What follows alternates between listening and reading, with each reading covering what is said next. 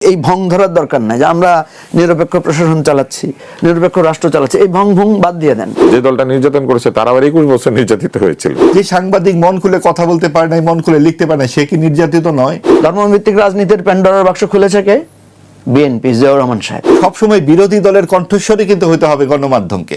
ঢাকা বিশ্ববিদ্যালয়ে ভিসি পদত্যাগ করে সাথে সাথে গ্রামীণ বিশ্ববিদ্যালয়ে কেন চাকরি পেলেন? প্রায় 136টা আন্দোলন হয়েছে আজকে 3 মাসে, কিন্তু এই ধরনের কোনো কিছু আপনি দেখতে পাচ্ছেন না। অন্তর্বর্তীকালীন সরকার বাংলাদেশের সমাজ ও রাজনীতিকে স্থায়ী বিভাজনের দিকে নিয়ে গেছে। চিকিৎসার জন্য মনের অজান্তেই ভারতে চলে যায়। মুক্তিযুদ্ধের অপরাধ তো প্রমাণিত নয়, তাহলে কি আপনারা মুক্তিযুদ্ধকে অস্বীকার করবেন?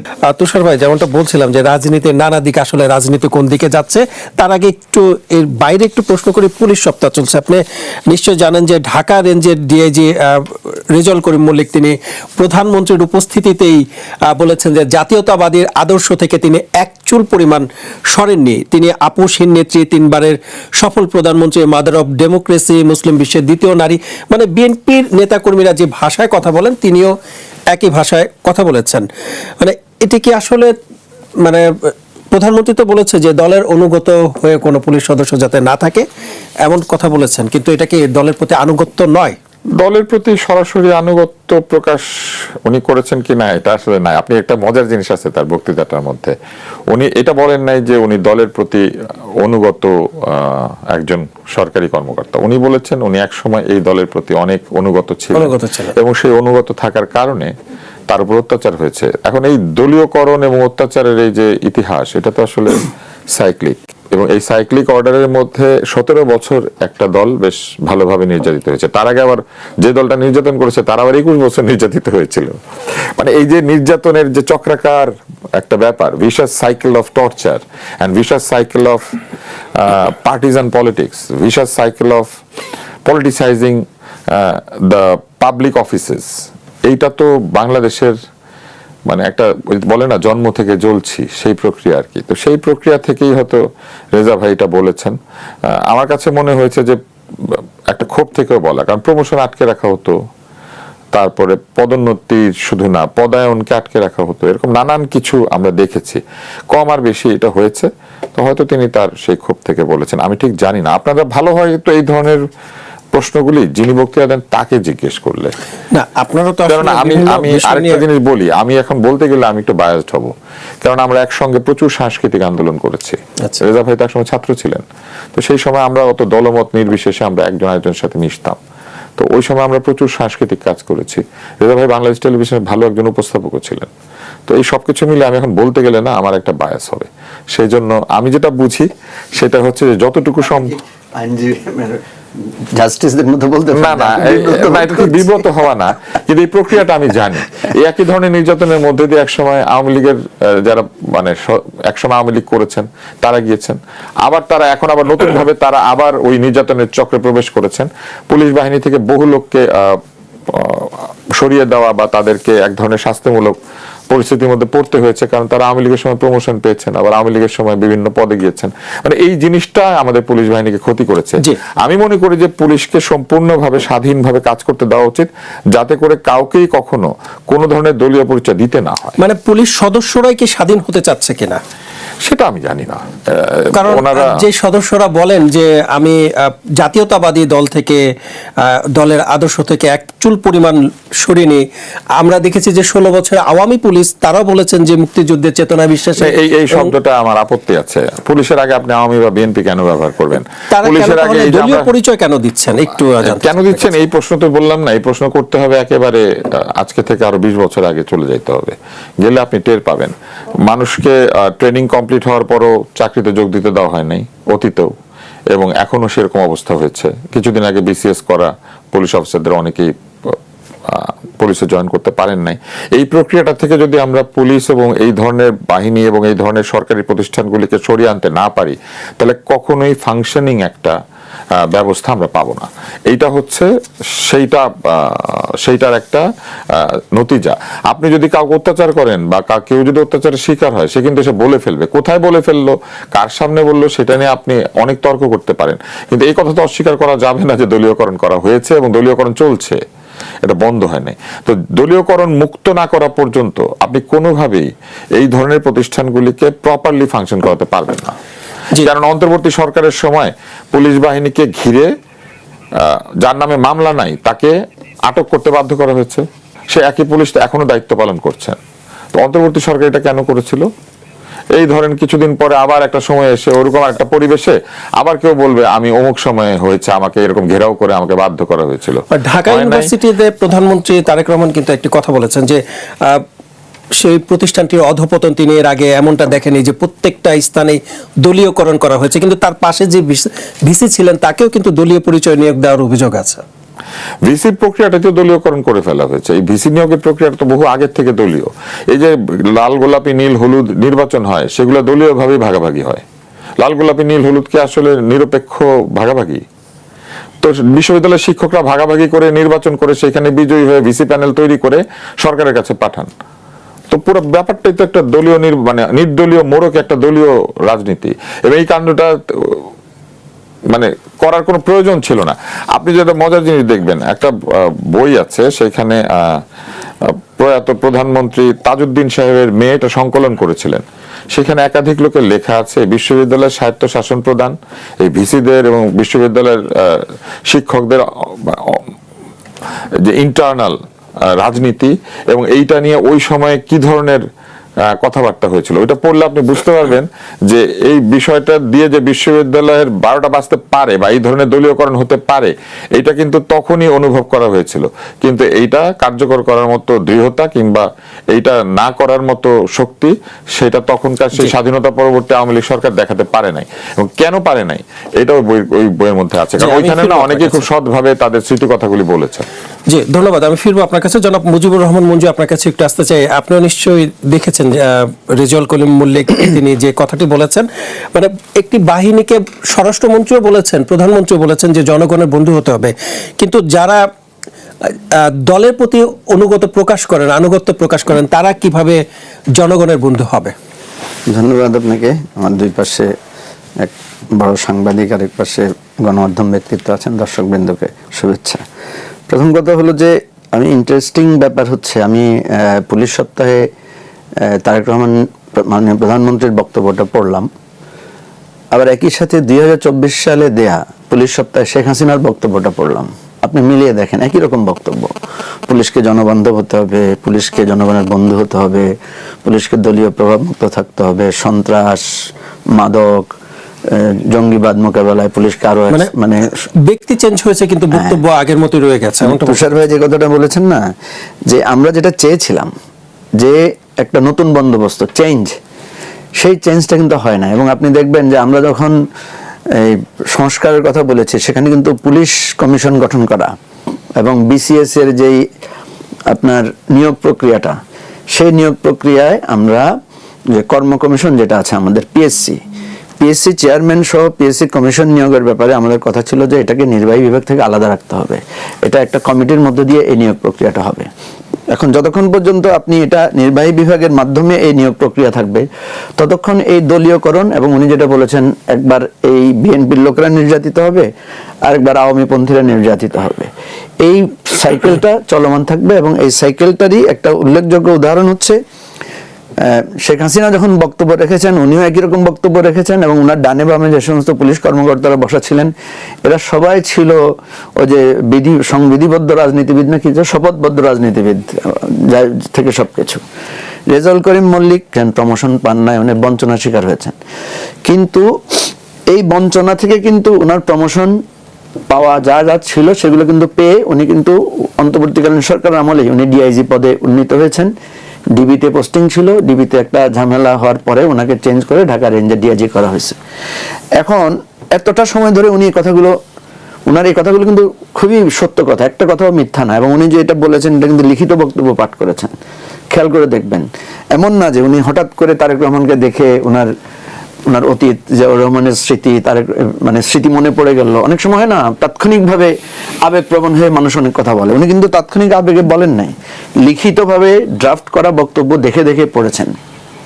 এখন প্রশ্ন হচ্ছে যে এই যে প্রধানমন্ত্রী সবসময় একটা লিখিত গদবাঁধা কথা বলে যাবেন, আর ওনার আশেপাশে যারা থাকবেন তারা সবসময় বলবেন আমি বঙ্গবন্ধুর সৈনিক বা আমি জিয়ার সৈনিক, আমি বঙ্গবন্ধুকে দেখে অনুপ্রাণিত হয়েছি, আরেকজন বলবেন আমি জিয়াউর রহমানকে দেখে অনুপ্রাণিত হয়েছি। নিঃসন্দেহে বঙ্গবন্ধু, জিয়াউর রহমান, উসমানী, সোহরাওয়ার্দী, শেরে বাংলা এরা আমাদের অনুপ্রেরণার জায়গা, কোনো সন্দেহ নাই। কিন্তু আমরা যখন কোনো একটা সরকারি কার্যক্রমে নিপতিত হই, যেমন আপনি যখন একটা প্রোগ্রাম হোস্ট করেন, আপনি আপনার আদর্শ আছে, কিন্তু আপনি কাউকে না কাউকে পছন্দ করেন, আপনার রাজনৈতিক একটা বিশ্বাস আদর্শ থাকে, কিন্তু আপনি সেটাকে কি করে যান, সেটাকে এড়িয়ে যান। সেটাকে আপনার যখন আপনি একটা নিরপেক্ষ জায়গায় থাকেন বা একটা হোস্টিং এর জায়গায় থাকেন, সেখানে আপনি বলেন না। তো এখানে যে সমস্যাটা হয়েছে, রেজাউল করিম মল্লিক আজকে 18 মাস আগে কিন্তু ওনার এই ক্রাইসিসটা মিট আপ হয়ে গেছে। মানে মিট আপ বলতে আমি বলবো না যে সবকিছু সঠিকভাবে হয়েছে, ওনার যে বেদনা ছিল, বেদনা জায়গা থেকে উনি প্রমোশন পেয়েছেন, ওনাকে আবার পোস্টিং দেওয়া হয়েছে, এই কথাগুলো উনি এই 18 মাস কোথাও বলেছেন কিনা অফিসিয়ালি বলেন নাই। তাহলে ওনার তো এই আবেগটা জাগ্রত হওয়ার কথা ছিল। উনি অনেকগুলো পুলিশের মিটিংয়ে নিশ্চয়ই বক্তব্য দিয়েছেন, সেখানে তো বলেন নাই। তুষার ভাই যেটা বললেন আর কি, যে ওনার মনে ক্ষোভ ছিল, উনি প্রকাশ করেছেন। ক্ষোভটা, কষ্টটা উনি প্রকাশ করলেন কখন? প্রধানমন্ত্রীর সামনে, একটা রাষ্ট্রীয় অনুষ্ঠানে। এখন উনি নিশ্চয়ই মনে হয়েছে যে উনি প্রধানমন্ত্রীর সামনে যদি এই কথাগুলো বলেন, তাহলে এটা হয়তো উনি একটু সুদৃষ্টি পেতে পারেন। আরো একটা বিষয় এখানে খুবই প্রণিধানযোগ্য, আমি সেখানে পুলিশের যারা উপস্থিত দেখেছি, অন্যান্য অধস্তন অফিসাররা, ওখানে অন্তত 1/3 পাবেন আপনি যারা একই রকম বঞ্চনার শিকার হয়েছে। এখন ওনাকে অনুসরণ করে যদি এই প্রত্যেকটা পুলিশ অফিসার তার প্রত্যেকটা পর্ষদে গিয়ে একই কথা বলেন, এবং আমাদের এখন যত ওসি, এসপি দেখবেন, এদের মধ্যে একটা অংশ পাবেন যারা আপনার এভাবে বঞ্চনার শিকার হয়েছেন, প্রমোশন পান না। আমি শত শত অফিসারকে চিনি। এখন এরা প্রত্যেকেই যদি থানায় এমপি সাহেবের সামনে গিয়ে, মন্ত্রীদের সামনে গিয়ে একই রকম বক্তব্য রাখেন, তাহলে আপনি কি দেখবেন?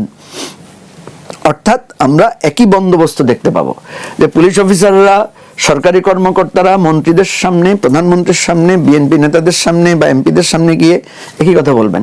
এখন একইভাবে ধরেন জামাতের একজন লোক যদি জামাতের একজন এমপির সামনে গিয়ে বলে যে আমি ইসলামী মূল্যবোধে আদর্শে বিশ্বাসী, আমি ছোটবেলা থেকে নারায়ে তাকবীর, আল্লাহু আকবার শুনে বড় হয়েছি, আরেকজন বলবে যে আমি জয় বাংলায় মুগ্ধ হয়ে করেছি, তাহলে আমাদের প্রশাসন, আমাদের রাষ্ট্র ব্যবস্থার কোন জায়গায় যাবে? সেজন্য আমার দুটো প্রস্তাব।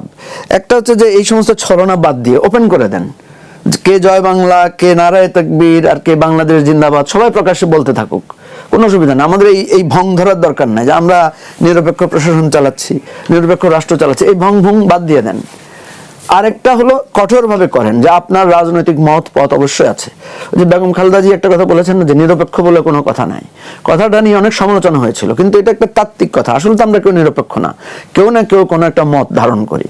কথা হচ্ছে এটা স্পষ্ট করে বললে অসুবিধা কি, যে ভাই হ্যাঁ আমি এটা মত ধারণ করি, কিন্তু আমি তো আমার মতের পথের লোকের অযৌক্তিক কথাকে অযৌক্তিকভাবে মানে আমি সাপোর্ট দিতে পারি না। ধন্যবাদ। এই জায়গাটায় আমি বলি যে আপনারা কথা তুলেছেন, ভালো হয়েছে, বেশ কিছুদিন ধরে আলোচনা হচ্ছে। আমার মনে হয় এই জায়গাগুলো স্পষ্ট হওয়া দরকার। যার যার রাজনৈতিক মত প্রকাশ করে দেন, স্পষ্ট চলুক, অথবা এই সমস্ত বিষয়ে স্পষ্ট একটা নির্দেশনা থাকা হোক যে আপনি কোন রাজনৈতিক মতে বিশ্বাসী, এটা আপনার ঘরে থাকুক, আপনার হৃদয়ে থাকুক, ভোটের বাক্সে থাকুক, কিন্তু আপনি যখন চেয়ার হোল্ড করবেন তখন আপনি জনগণের, রাষ্ট্রের প্রতিনিধিত্ব করবেন। এটা আমি ফিরবো আপনার কাছে। জনাব মাহবুব আজিজ, একটু ফিরতে চাই। মুজিবুর রহমান মঞ্জু ভাই, শেষে যে কথাটা বলছেন যে নিরপেক্ষ আসলে আমরা কেউ নই, আমরা কি আসলে নিরপেক্ষ নই? ধন্যবাদ, শুভেচ্ছা সবাইকে। দেখুন, এই বিষয়টি তো আসলে এত সরাসরি বলাটা কঠিন যে নিরপেক্ষ বা অনিরপেক্ষ। তার চাইতে আমরা ওই জায়গাটিতে যেখান থেকে আপনারা শুরু করলেন, যে নির্যাতন হয়েছে, অনেক ত্যাগ করেছেন যারা এই গত 17 বছরে, তো সেখানে মূল্যায়ন করা হচ্ছে না, বিভিন্ন জায়গায় আমরা এই কথাগুলো শুনছি। আসলে নির্যাতন, ত্যাগ, মূল্যায়ন এগুলো কিন্তু আলাদা আলাদা পরিস্থিতি। মূল্যায়ন তো পরের ধাপ, কিন্তু নির্যাতন এবং ত্যাগের যে বিনিময়ে যেটা হবার কথা সেটা কিন্তু হয়েছে 24শে গণ অভ্যুত্থানে, স্বৈরাচারের পতন হয়েছে। এখানে দলমত নির্বিশেষে সকলেই অংশগ্রহণ করেছিল। সবচেয়ে বেশি অংশগ্রহণ করেছিল কারা? যারা পেশাজীবী নয়, তারাই তো, সাধারণ মানুষেরা। তাহলে তাদের নির্যাতন এবং ত্যাগের মূল্য কি রাষ্ট্র দিচ্ছে?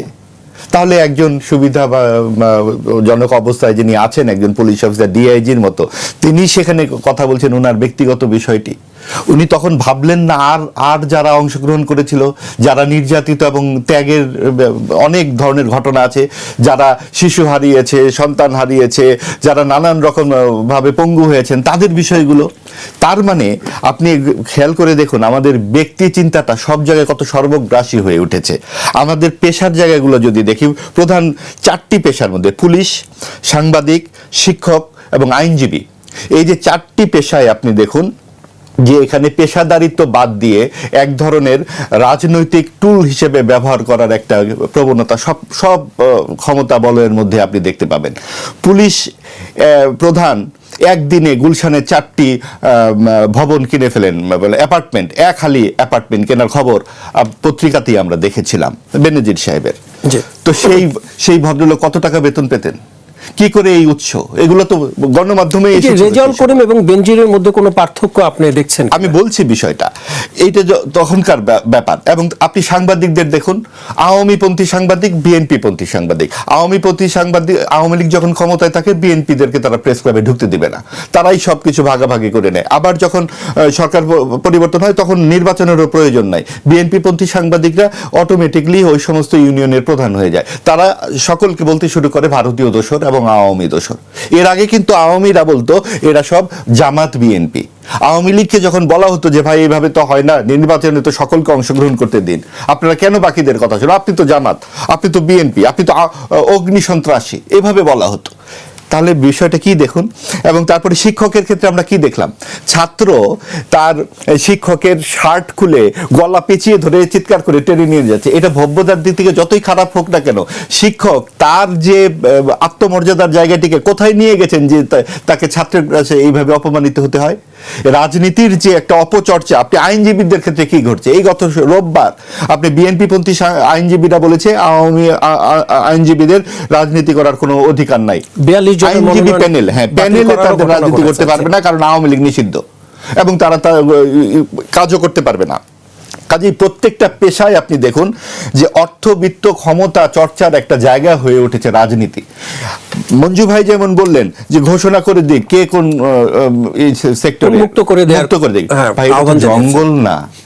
আইন বিভাগ আর নির্বাহী বিভাগের যে আমরা পৃথকীকরণ চাই, এটা তো ভাই একটা সভ্যতার অনুশীলন ক্ষেত্র। আপনি রেফারি, আপনি হঠাৎ করে বলবেন না আমি আবাহনীর হয়ে খেলবো বলে আপনি গোল দেওয়া শুরু করবেন, যেটা অন্তর্বর্তীকালীন সরকার করেছিল। উনি রেফারির দায়িত্ব বাদ দিয়ে জামাত এবং এনসিপির হয়ে নির্বাচন করতে শুরু করলেন। তো সেই ক্ষেত্রে কি হলো, সেই ক্ষেত্রে ভজঘট তৈরি হবে।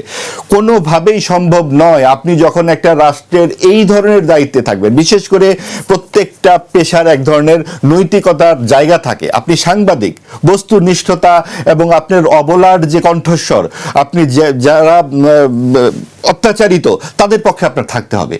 সবসময় বিরোধী দলের কণ্ঠস্বরে কিন্তু হতে হবে গণমাধ্যমকে, এছাড়া কোনো উপায় নাই। সরকারের পক্ষে তো সকলেই থাকে, সকলেই তো বাহাবা দেয়, আর আপনি তখন বলতেছেন না এরা ভারতীয় দোসর, এরা এটা সেটা। এবং ঠিক একইভাবে আগে তাই বলা হতো। প্রত্যেকটা পেশা যখন নিজ কাজ বাদ দিয়ে, ডাক্তারি চিকিৎসা বাদ দিয়ে যদি আপনি গম বিতরণ করতে চলে যায়, তাহলে আপনি ডাক্তার হলেন কি করে? এখন বলতে পারেন যে একটা পর্যায়ে তো পেশাজীবীরা রাজনীতিতে আসবে, তখন ওই পেশাটা বাদ দিয়ে আসবে। অর্থাৎ আপনাকে স্পষ্ট একটা অবস্থান গ্রহণ করতে হবে। আপনি এটাতেও থাকবেন, ওটাতেও থাকবেন, আপনি সাংবাদিক নেতাও হবেন, আপনি প্রেস সচিব হবেন, আবার বলবেন যে বস্তুনিষ্ঠ সাংবাদিকতার কথা। তাহলে কি করে হলো? কাজেই আপনি প্রত্যেকটা পেশার ক্ষেত্রে রাজনীতিকরণের যে জায়গাটা এবং ক্ষমতার বলয়ের ক্ষেত্রে আপনি যখন যুক্ত হয়ে যাবেন, তখন আসলে আপনার ওই পেশার যে সত্যিকার অর্থে যে মর্যাদাটা, সেটা ভুল।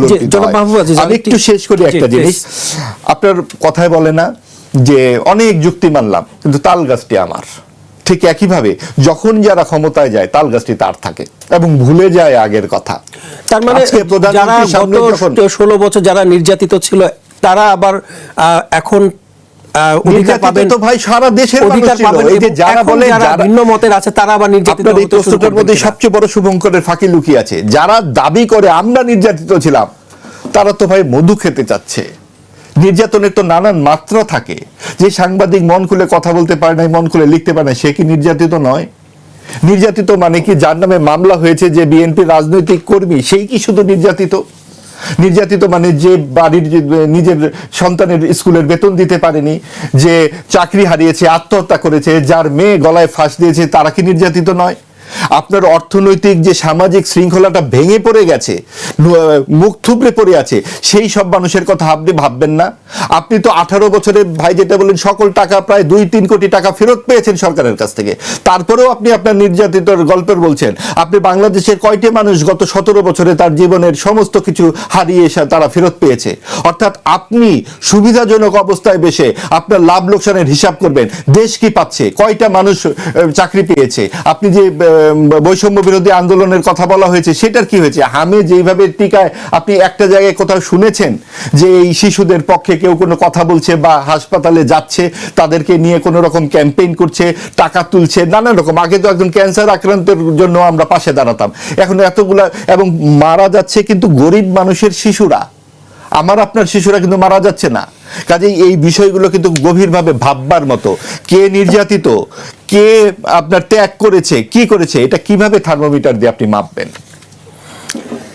আমি একটু জানতে চাচ্ছিলাম যে যারা এর আগে নির্যাতিত হয়েছেন, যারা দাবি করছেন এখন এসে, বর্তমানে যারা আছেন ভিন্ন মতের, তারা আবার নির্যাতিত হওয়ার জন্য প্রস্তুত হচ্ছেন কিনা, বা তাদেরকে আবার নির্যাতন করা হবে কিনা?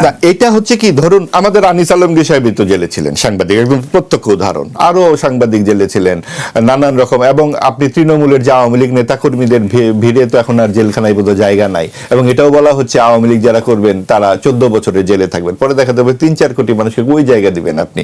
তার মানে এই যে এরকম পাল্টাপাল্টি একটা অবস্থান, আপনি অন্তর্ভুক্তমূলক সমাজের আকাঙ্ক্ষার কারণেই তো 24-এর গণ অভ্যুত্থান, যে সকলেই অংশগ্রহণ করবে। এখানে এটা বললে বলবে ভারতীয় দালাল, আপার জন্য কান্দে। তাহলে এই যে কান্নাকাটি করাটা, আপাকে আপনার বিচার করুন, সেই বিচার আপনি যুদ্ধাপরাধী ট্রাইব্যুনালের মধ্যে কেন যুক্ত করে দিলেন? আপনি তো সেই বিচারটাকেও ঝুলিয়ে দিলেন। আপনার চোখের সামনে আপনি দেখলেন যে সারাক্ষণ আপনি ভারতীয় আধিপত্যবাদের বিরুদ্ধে বলছেন, বলার পর আপনি পেঁয়াজ রসুনটাও ভারত থেকে আমদানি করছেন, সুতা আমদানি 140% বাড়িয়ে দিলেন। বলা হলো যে এখানে 26 লক্ষ ভারতীয় কাজ করে, হিসাব করে পরে বের করা হয়েছে 34,000 ভারতীয় কর্মী এখানে কাজ করেছে। যে আমরা সামনের দিনে হয়তো আমেরিকা থেকে আলু আমদানি করে আমাদের সেটা নিয়ে কোনো কথা হবে না। ফিরবো আপনার কাছে, বিষয় নিয়ে ফিরবো আপনার কাছে। তুষার ভাই, একটু ফিরতে চাই আপনার কাছে। হামে হারিয়ে যাওয়া প্রতিটি কোমল প্রাণের প্রতি গভীর শোক ও প্রার্থনা জানিয়েছেন ক্রিকেটার সাকিব আল হাসান। তিনি ফেসবুকে একটি পোস্ট দিয়েছেন। তিনি একজন হত্যা মামলার আসামি, হামে হারিয়ে যাওয়া প্রতিটি শিশুর প্রাণের প্রতি শোক এবং প্রার্থনা জানিয়েছেন। কিন্তু ডক্টর মোহাম্মদ ইউনূস, যিনি শান্তির বার্তা ছড়িয়েছেন, তিনি কেন এমন একটি স্ট্যাটাস অথবা এমন একটি বার্তা দিতে পারলেন না, শোক বার্তা? এটাও ওনাকে দিতে হবে, এইটার যে জবাব ওনাকে দিতে হবে। ওনার যে পুরনো প্রেস উইং, যাদেরকে চাকরি দেওয়ার জন্য একটা পত্রিকা খোলা হয়েছে, সেই প্রেস উইং জবাবটা দিবে। আপনি নিশ্চিন্ত থাকেন, আমি উত্তর দিচ্ছি না, প্রেস উইং উত্তর দিবে এখন ফেসবুকে একটু পরে। এখন আমি আপনাকে ওই নির্যাতনের কালচারের জায়গায় আসি। এই অন্তর্বর্তী সরকার কি করেছিল জানেন? নির্যাতন হয়েছে এইটা ভিত্তিতে লোকজনকে পুরস্কৃত করেছে। 10-12 বছর আগে এলপিআরে চলে গিয়েছেন এমন লোকজনকে ফিরিয়ে নিয়ে এসে প্রমোশন দিয়ে তাদেরকে পেনশনের টাকা বাড়িয়ে দেওয়া হয়েছে। অনেককে ওইখান থেকে ফিরিয়ে এনে নতুন করে নিযুক্ত করা হয়েছে। অজুহাত কি? তারা নির্যাতিত হয়েছিলেন। কিন্তু এই চিন্তাটা করা হয় নাই যে 12-14 বছর যে তারা সিস্টেমের মধ্যে ছিলেন না, এই সিস্টেম ততদিনে বহুদূর এগিয়ে গিয়েছে। আপনি চাইলেই এত পুরনো প্রাচীন একজন মানুষকে নিয়ে এসে নতুন করে সিস্টেমের উপর বসিয়ে দিতে পারেন না। এটা করতে গিয়ে তারা কি করেছিলেন জানেন? তারা কমিশনগুলিকে সব ব্যর্থ কমিশনে পরিণত করেছেন। যে বাংলাদেশে থাকে নাই তাকে বানিয়েছেন ঐকমত্য কমিশনের সহ সংবিধান সংস্কার কমিশনের প্রধান। আমি তার একটা প্রশ্ন করতে চাই যে পুরনো সংকটে যদি আবার ফিরে যেতে চাই, কিভাবে আসলে? আমি শেষ করি, আগের অংশটা শেষ করি, তারপরে পুরনো নতুন সংকটে আসি। সংকট আবার পুরনো নতুন কি? সংকট তো চলমান, সংকট তো যায় নাই। এই যে আপনারা বারবার আপত্তি করছেন কেন যে একজন ব্যক্তি মাননীয় প্রধানমন্ত্রীর সামনে নিজের সুখ দুঃখের কথা, নিজের বেদনার কথা, নিজের রাজনৈতিক পরিচয়ের কথা তুলে ধরেছেন। কেন এই পরিস্থিতিটা তৈরি হয়েছে? নতুন বন্দোবস্তের কথা একটু আগে মঞ্জু ভাই বলছিলেন না, যে নতুন বন্দোবস্তের প্রতিশ্রুতি দিয়ে নতুন বাংলাদেশ 2.4 2.3 কি জানি বলেছিল, আপনার মনে আছে? 2.0 আজকে নতুন জন্ম হলো, ভোটের দিন বলেছে আজকে কি জানি নতুন বাংলাদেশের জন্ম হলো। এই নতুন বাংলাদেশ টার্মটাকে আমরা খুব একসময় বিরোধিতা করতাম। আমরা যখন 90 সালে গণ অভ্যুত্থান করে এরশাদের স্বৈরাচারকে পতন ঘটাই, তখন এরশাদ বলতো, একটা গান ছিল, নতুন বাংলাদেশ গর্ব মোরা নতুন করে আজ শপথ নিলাম। এটা শুনলে আমাদের মাথার মধ্যে এসে লাগে কি জানেন, এরশাদ কথা বলে। তো এটা আসলে আমাদের ওই সময় সেন্সিটাইজেশন। তো উনি বলেন নাই যে নতুন বাংলাদেশ আজকে জন্ম নিল, আজকে এটা হলো, আজকে আমরা সভ্য হলাম, বাংলাদেশিরা সব জালিয়াত, এরকম বলে গিয়েছেন। কিন্তু ঘটনাটা কি ঘটিয়েছেন, ওই নির্যাতনের ভিত্তিতে যোগ্যতা মেধার মূল্যায়ন না করে নির্যাতনের ভিত্তিতে পুরস্কৃত করেছেন। এবং করে কি করেছেন, নতুন বাংলাদেশের রীতি তৈরি করে দিয়েছেন যে এরকম ফ্রিজ থেকে বের করে ফ্রোজেন পরোটা যেভাবে আমরা গরম করে খাই, সেভাবেই ফ্রোজেন কর্মকর্তাদেরকে নিয়ে এসে আবার বসিয়ে দিতে হবে মেধাবী সরকারি কর্মকর্তা, যার কিনা বিসিএস এ ফার্স্ট হওয়ার রেকর্ড, তার থেকে চাকরিচ্যুত করে দিয়ে। মুখে বলছে মেধা না কোটা, কোটা না মেধা, কিন্তু মেধাবী কর্মচারীকে কেন ছাঁটাই করে দিচ্ছে? কারণ আওয়ামী লীগের সময় প্রমোশন পেয়েছিল।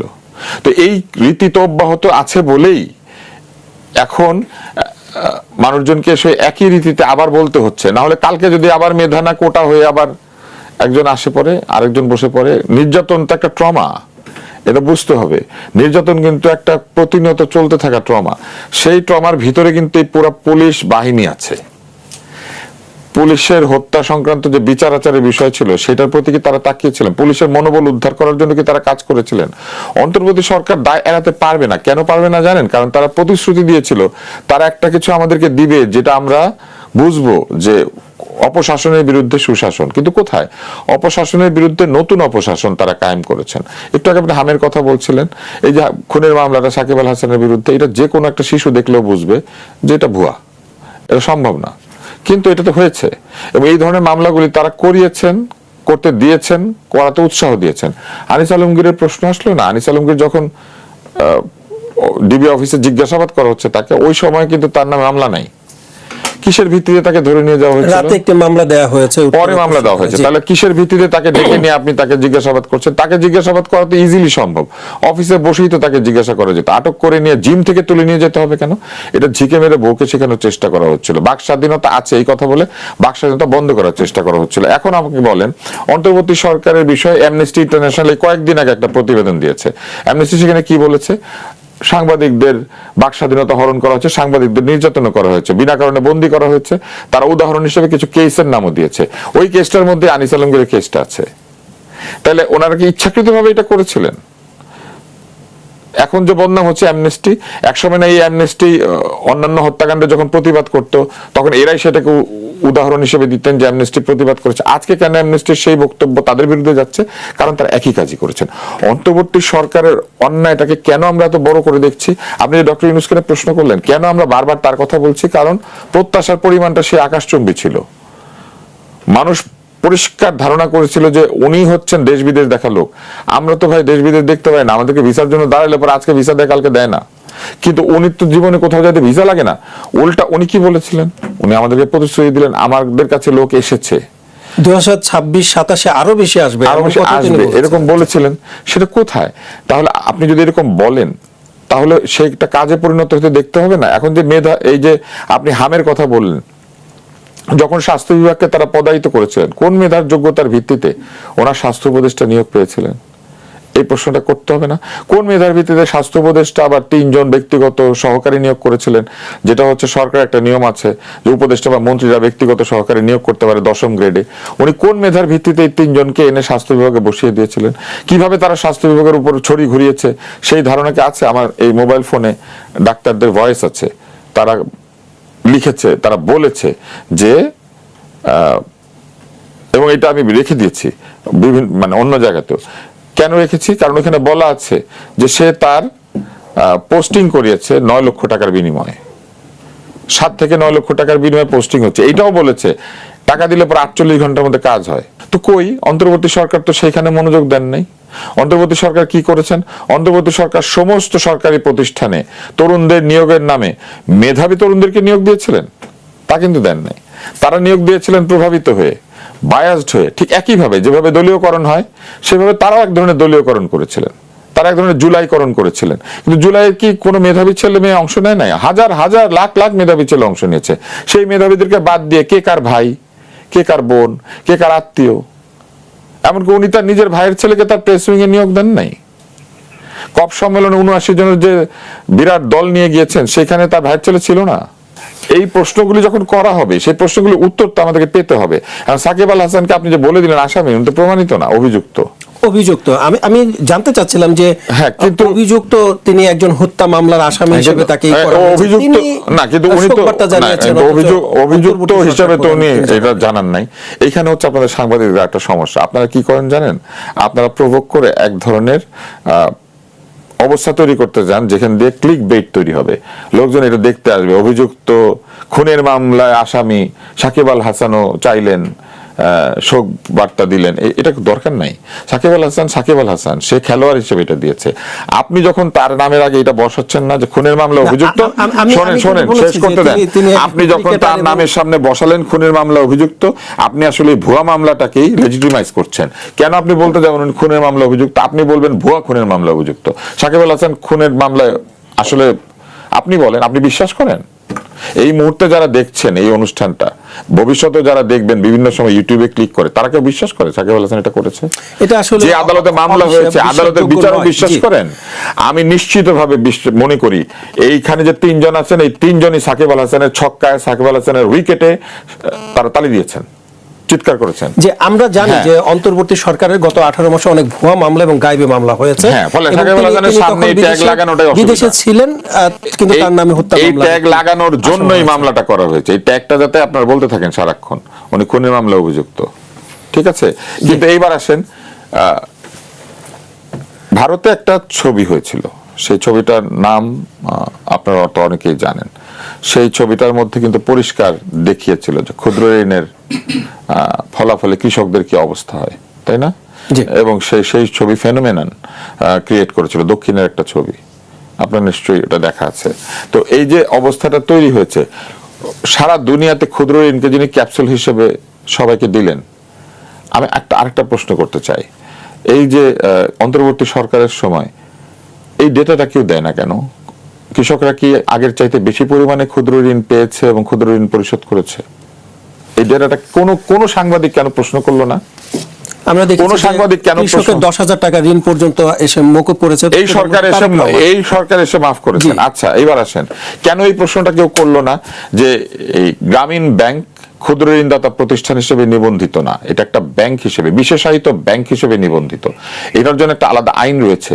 কেন সেই আইনকে পাশ কাটিয়ে গ্রামীণ ব্যাংককে ক্ষুদ্র ঋণ প্রতিষ্ঠান হিসেবে ঘোষণা করে ক্ষুদ্র ঋণ প্রতিষ্ঠানের জন্য সরকার যেসব সুবিধা দিয়ে থাকেন সেই সুবিধাগুলি গ্রামীণ ব্যাংকে দিয়ে দেওয়া হলো?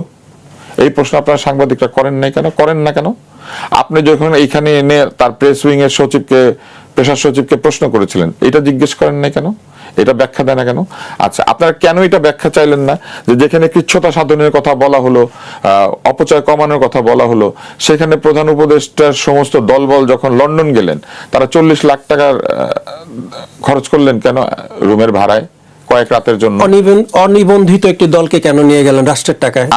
এরকম। আচ্ছা, এবার আসেন, গ্রামীণ ব্যাংক আরেকটা কাণ্ড করেছে। গ্রামীণ ব্যাংকের যে ক্যাচমেন্ট এরিয়া যেখানে তারা ঋণ দিতে পারে সেটাকে বাড়িয়ে এটাকে শহরাঞ্চল পর্যন্ত ঋণ দেওয়ার মতো একটা অবস্থা জারি করা হয়েছে, যেটা তাদের ছিল না। তাদের কিন্তু শহরে ঋণ দেওয়ার কথা না। তাহলে শহরে তাদের ঋণ দানের প্রক্রিয়াকে বাড়িয়ে দেওয়ার কারণ কি? মানে শহর পর্যন্ত চলে আসার এই পারমিশনটা দেওয়ার কারণ কি? এটা কেউ জিজ্ঞেস করলো না কেন যে স্বার্থের দ্বন্দ্ব আছে এখানে? এই স্বার্থের দ্বন্দ্ব কেন তৈরি করা হচ্ছে কেউ কেন বললো না? আচ্ছা, এবার আমাকে একটা জিনিস বলেন তো, ঢাকা বিশ্ববিদ্যালয়ের ভিসি পদত্যাগ করার পরে কোথায় চাকরি পেলেন? গ্রামীণ বিশ্ববিদ্যালয়ে। ঢাকা বিশ্ববিদ্যালয়ের ভিসি পদত্যাগ করে সাথে সাথে গ্রামীণ বিশ্ববিদ্যালয়ে কেন চাকরি পেলেন? তাহলে কি এখানে এই পরিকল্পনা ছিল মেটিকুলাস ডিজাইনে যে তাকে আগে ঢাকা বিশ্ববিদ্যালয়ের ভিসি বানিয়ে ঢাকা বিশ্ববিদ্যালয়ের ভিসি এখন গ্রামীণ বিশ্ববিদ্যালয়ের ভিসি, এই বায়োডেটার যেই উন্নতিকরণ এটা ব্যবহার করা? যে আমি ফিরবো আপনার কাছে আরেকবার, জনাব মুজিবুর রহমান মঞ্জু, একটু আসতে চাই। যখন নির্বাচনে 12 ফেব্রুয়ারির ঠিক কয়েকদিন আগেই মার্কিন যে চুক্তি হলো, বাণিজ্য চুক্তি, সেখানে খলিলুর রহমান, এখন যিনি পররাষ্ট্রমন্ত্রী, তিনি কিন্তু বলেছেন যে এই চুক্তি বিএনপি এবং জামাতের সাথে আলোচনা করেই করা হয়েছে। তখন জামাত বলেছিল তাদের সাথে কোনো আলোচনা করা হয়নি। কিন্তু গতকালকে আমরা দেখলাম যে মৎস্য এবং প্রাণী সম্পদ উপদেষ্টা ফরিদা ইয়াসমিন, তিনি কিন্তু বলেছেন যে জামাতের সাথে আলোচনা করে এই চুক্তি করা হয়েছে। এরপর কি জামাত অস্বীকার করবে যে তাদের সাথে আলোচনা করা হয়নি? দেখেন আমি একটু এই বাণিজ্য চুক্তিতে যাওয়ার আগে একটা বিষয় বলি, সেটা হচ্ছে যেটা তুষার ভাই বিভিন্ন টক শোতে বলেন এবং আজকেও খুব প্রগাঢ়ভাবে বলেছেন। তুষার ভাইয়ের সাথে আপনি যখন কোনো টক শোতে দিবেন তখন ওই সাবেক অন্তর্বর্তীকালীন সরকারের কোনো পদস্থ বা দায়িত্ববান কাউকে রাখবেন, কারণ অনেকগুলো প্রশ্ন এখানে উনি যেটা করছেন তারা তো এখন মিডিয়ার সামনে অনেকে তো তাদেরই আসতে চান। দেওয়া এই প্রশ্নগুলো তাদেরই দেওয়া উচিত, এক নম্বর কথা। কারণ দেখেন আমরা বারবার বলি যে এই যে নিরপেক্ষতা এমন একটা জিনিস, আপেক্ষিক একটা জায়গা।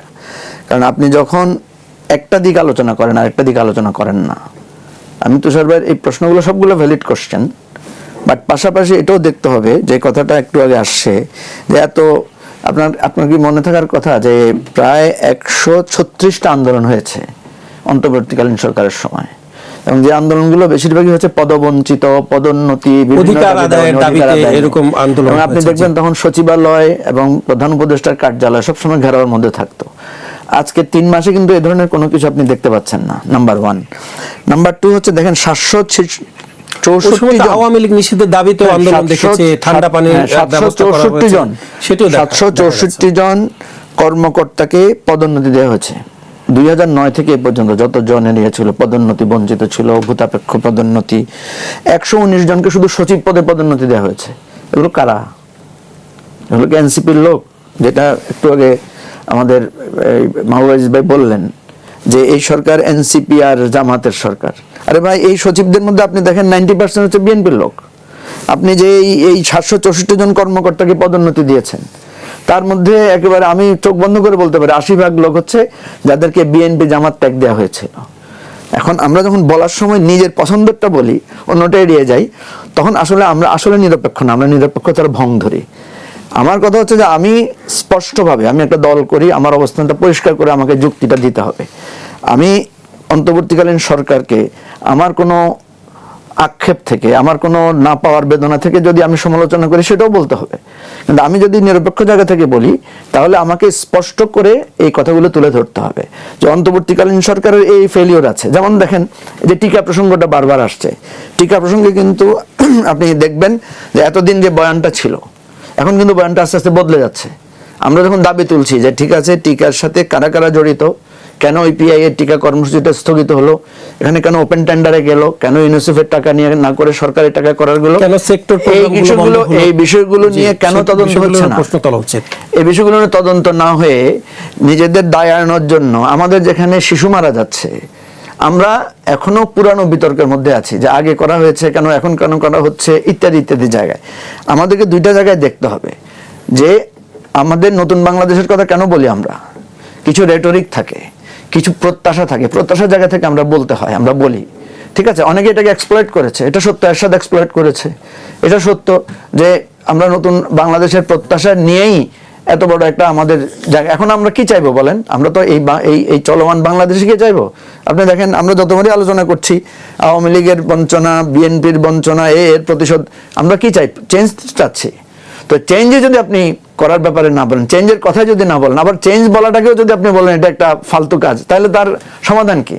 আমাদেরকে তো একটা সমাধানে যেতে হবে।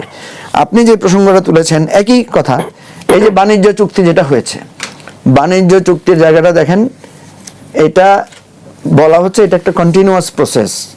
এটা কখন থেকে এটা শুরু হয়েছে যখন এই পাগলা ডোনাল্ড ট্রাম্প যখন একটা ট্যারিফ আরোপ করলেন সারা পৃথিবীব্যাপী, আমাদের 37% বা সেটা তো 20% ছিল, মানে আমি তো বলছি 37 থেকে এটা 20 আসলো, 20 থেকে চুক্তি করে এটা 19 আসছে। তো এই চুক্তিটা তো একটা লম্বা ধারাবাহিক কাজে চলেছে এবং তখন প্রচুর বিতর্ক হয়েছে, প্রচুর আলোচনা হয়েছে, আমাদের এই ব্যবসায়ী সংঘগুলো আলোচনায় অংশগ্রহণ করেছে।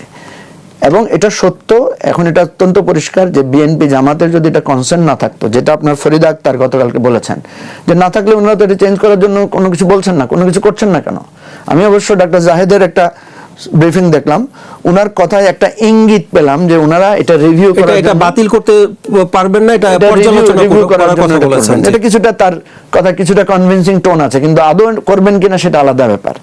এটা অত্যন্ত পরিষ্কার যে এই চুক্তিটা বাণিজ্য চুক্তির আড়ালে এক ধরনের নিরাপত্তা চুক্তি, আমার যেটা এটা পড়ে মনে হয়েছে।